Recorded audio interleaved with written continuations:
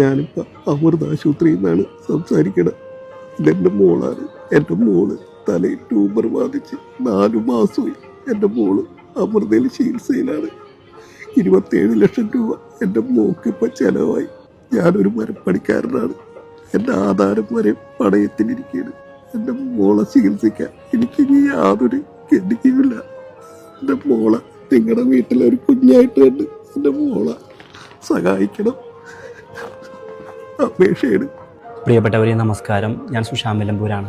എൻ്റെ കൂടെയുള്ള ജുവൽ മോൾക്ക് 8 വയസ്സ് മാത്രമാണ് പ്രായം. മോൾക്ക് ട്യൂമർ ബാധിച്ച് 4 മാസത്തോളമായി അമൃതാശുപത്രിയിൽ ചികിത്സയിലാണ്.